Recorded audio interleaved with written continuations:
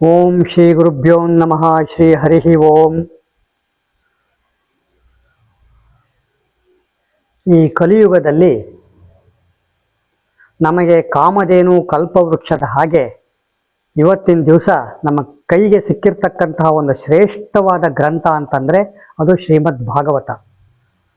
ವೇದವ್ಯಾಸ ದೇವರು ರಚನೆ ಮಾಡಿರ್ತಕ್ಕಂತಹ ಶ್ರೇಷ್ಠವಾದಂತಹ ಶ್ರೇಯಸ್ಸಿನ ಮಾರ್ಗವನ್ನು ಕಂಡು ಹಿಡ್ಕೊಳ್ಳೋದಕ್ಕೆ ಉಪಯೋಗ ಆಗ್ತಕ್ಕಂತಹ ಒಂದು ಶ್ರೇಷ್ಠವಾದ ಗ್ರಂಥ.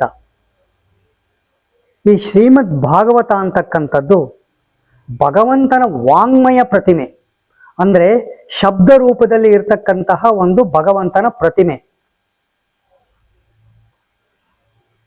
ದ್ವಾಪರ ಯುಗದಲ್ಲಿ ಮಹಾಭಾರತ ಯುದ್ಧ ಎಲ್ಲ ಮುಗಿದ ನಂತರ ಶ್ರೀಕೃಷ್ಣ ಕೆಲವೇ ದಿನಗಳಲ್ಲಿ ಪರಂಧಾಮವನ್ನು ಪ್ರವೇಶ ಮಾಡ್ತಾನೆ. ಆ ಸಂದರ್ಭದಲ್ಲಿ ಉದ್ಧವ ಕೇಳಿರ್ತಕ್ಕಂತಹ ಒಂದು ಪ್ರಶ್ನೆಗೆ ಭಗವಂತ ಉತ್ತರ ಕೊಡ್ತಾನೆ. ಭಗವಂತ, ನೀನು ಪರಂಧಾಮವನ್ನು ಸೇರಿದರೆ ಈ ಧರ್ಮದ ರಕ್ಷಣೆಯನ್ನು ಮಾಡೋದು ಯಾರು? ಈ ಕಲಿಯುಗದಲ್ಲಿ ಈಗ ಬರ್ತಾ ಇದೆ ಕಲಿಯುಗ, ಧರ್ಮದ ರಕ್ಷಣೆಯನ್ನು ಯಾರು ಮಾಡ್ತಾರೆ? ಇಷ್ಟು ದಿವಸ ನೀನು ದೃಶ್ಯನಾಗಿ ಇದ್ದುಕೊಂಡು ಧರ್ಮದ ರಕ್ಷಣೆಯನ್ನು ಮಾಡ್ತಾ ಇದ್ದೀಯ, ಆದರೆ ಇನ್ನು ಮುಂದೆ ಧರ್ಮದ ರಕ್ಷಣೆ, ಸಜ್ಜನರ ರಕ್ಷಣೆ ಹೇಗೆ ಅಂತ ಉದ್ಧವ ಪ್ರಶ್ನೆ ಮಾಡಿದಾಗ ಭಗವಂತ ಹೇಳ್ತಾನೆ, ಶ್ರೀಕೃಷ್ಣ ಹೇಳ್ತಾನೆ, ನಾನು ಎಲ್ಲೂ ಹೋಗೋದಿಲ್ಲ ಉದ್ಧವ. ನಾನೇ ವೇದವ್ಯಾಸ ರೂಪದಲ್ಲಿ ನಾನೇ ರಚನೆ ಮಾಡಿರ್ತಕ್ಕಂತಹ ಶ್ರೀಮದ್ ಭಾಗವತ ಅಂತಕ್ಕಂತಹ ಗ್ರಂಥದಲ್ಲಿ ನನ್ನ ಸಾನ್ನಿಧ್ಯ ಇದೆ. ಅದು ನನ್ನ ವಾಂಗ್ಮಯ ಪ್ರತಿಮೆ. ಈ ಭಾಗವತವನ್ನು ಯಾರು ಶ್ರದ್ಧಾ ಭಕ್ತಿಯಿಂದ ಶ್ರವಣವನ್ನು ಮಾಡ್ತಾರೆ ಅಂತಹ ಜನರ ಸಂಕಷ್ಟಗಳನ್ನು ನಾನು ಪರಿಹಾರ ಮಾಡ್ತೀನಿ. ಲೌಕಿಕ ಸುಖವನ್ನು ಕೊಡುವುದರ ಜೊತೆಗೆ ಪಾರಮಾರ್ಥಿಕ ಸುಖವನ್ನು ಸಹ ನಾನು ಕೊಡ್ತೀನಿ ಅಂತ ಭಗವಂತ ಉದ್ಧವನಿಗೆ ಹೇಳ್ತಾನೆ. ಇದು ಭಗವಂತನ ನೇರವಾದಂತಹ ಸತ್ಯವಾದಂತಹ ನುಡಿ. ಹಾಗಾಗಿ ಈ ಕಲಿಯುಗದಲ್ಲಿ ನಾವು ಪ್ರತಿಯೊಬ್ಬರೂ ಕೂಡ ಮನೆಯಲ್ಲಿ ಶ್ರೀಮದ್ ಭಾಗವತ ಅಂತಕ್ಕಂತಹ ಗ್ರಂಥವನ್ನು ಇಟ್ಕೊಂಡು ಪ್ರತಿನಿತ್ಯವೂ ಆ ಗ್ರಂಥದ ಪೂಜೆಯನ್ನು ಮಾಡಿ ನಾವು ಯಥಾಶಕ್ತಿ ಎಷ್ಟು ಸಾಧ್ಯವೋ ಅಷ್ಟು ನಮ್ಮ ಯೋಗ್ಯತೆಗೆ ಅನುಗುಣವಾಗಿ ಪ್ರತಿದಿನ ನಾವು ಅದನ್ನು ಅಧ್ಯಯನ ಮಾಡಬೇಕು. ಕೇವಲ ಅಧ್ಯಯನ ಮಾಡೋದು ಮಾತ್ರ ಅಲ್ಲ, ಭಕ್ತಿ ಶ್ರದ್ಧೆಯಿಂದ ಅಧ್ಯಯನ ಮಾಡೋದ್ರ ಜೊತೆಗೆ ನಮ್ಮ ಮನಸ್ಸನ್ನು ಆ ಗ್ರಂಥದಲ್ಲಿ ತೊಡಗಿಸ್ಕೋಬೇಕು. ಇದು ಭಗವಂತ ನೇರವಾಗಿ ಹೇಳಿರ್ತಕ್ಕಂತಹ ಮಾತು, ಭಗವಂತನ ವಾಣಿ. ಏಕೆಂತಂದರೆ ಅವನೇ ಸೃಷ್ಟಿಯ ಆರಂಭದಲ್ಲಿ ಬ್ರಹ್ಮದೇವರಿಗೆ ಎಲ್ಲ ಪುರಾಣಗಳು, ಈ ಶ್ರೀಮದ್ ಭಾಗವತವನ್ನು ಒಳಗೊಂಡಂತೆ ವೇದಗಳು, ಎಲ್ಲ ಪುರಾಣಗಳನ್ನು ಭಗವಂತ ಬ್ರಹ್ಮದೇವರಿಗೆ ಉಪದೇಶ ಮಾಡಿದ್ದಾನೆ. ಅವನೇ ಉಪದೇಶ ಮಾಡಿರ್ತಕ್ಕಂತಹ ಗ್ರಂಥ ಇದು, ಅವನೇ ರಚನೆ ಮಾಡಿರ್ತಕ್ಕಂತಹ ಗ್ರಂಥ, ಸಜ್ಜನರ ಶ್ರೇಯಸ್ಸಿಗೋಸ್ಕರ ಇರ್ತಕ್ಕಂತಹ ಗ್ರಂಥ. ಈ ಗ್ರಂಥವನ್ನು ಈ ರೀತಿ ನಾವು ಯೋಚನೆ ಮಾಡಿಕೊಂಡು ಪ್ರತಿನಿತ್ಯವೂ ಕೂಡ ಈ ಗ್ರಂಥದ ಪಾರಾಯಣವನ್ನು ನಾವು ಮಾಡಬೇಕು. ಇದರಿಂದ ಎಷ್ಟು ಉಪಯೋಗ ಇದೆ ಅಂತ ಹೇಳಿದರೆ ಹೇಳಲಿಕ್ಕೆ ಸಾಧ್ಯವೇ ಇಲ್ಲ. ಅಷ್ಟೊಂದು ಉಪಯೋಗ ಇದೆ ಈ ಗ್ರಂಥದ ಒಂದು ಅಧ್ಯಯನದಿಂದ.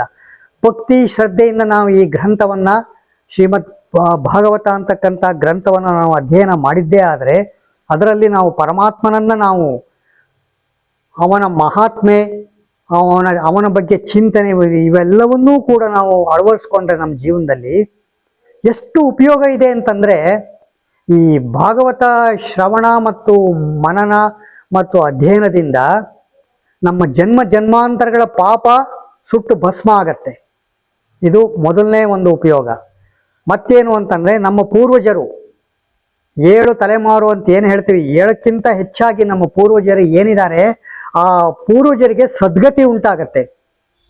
ನಮ್ಮ ಮಾತಾಪಿತೃಗಳು, ಅವರ ತಂದೆ ತಾಯಿಗಳು, ಅಜ್ಜ ಪಿಜ್ಜ ಮುತ್ತಜ್ಜ, ಹೀಗೆ ಏನು ವಂಶ ಪಾರಂಪರ್ಯವಾಗಿ ಬಂದಿರತಕ್ಕಂತಹ ನಮ್ಮ ವಂಶಗಳು ಏನಿದೆ ಆ ಒಂದು ಪೂರ್ವಜರಿಗೆ ಸದ್ಗತಿ ಉಂಟಾಗತ್ತೆ. ಆಮೇಲೆ ಕುಟುಂಬದಲ್ಲಿ ಯಾರಾದರೂ ಪ್ರೇತಗಳಾಗಿ ಇದ್ದರೆ, ಈ ಒಂದು ದುರ್ಮರಣದಿಂದ ಸತ್ತು ಪ್ರೇತಗಳಾಗಿದ್ದರೆ ಆ ಪ್ರೇತಕ್ಕೂ ಕೂಡ ಮೋಚನೆ ಆಗತ್ತೆ.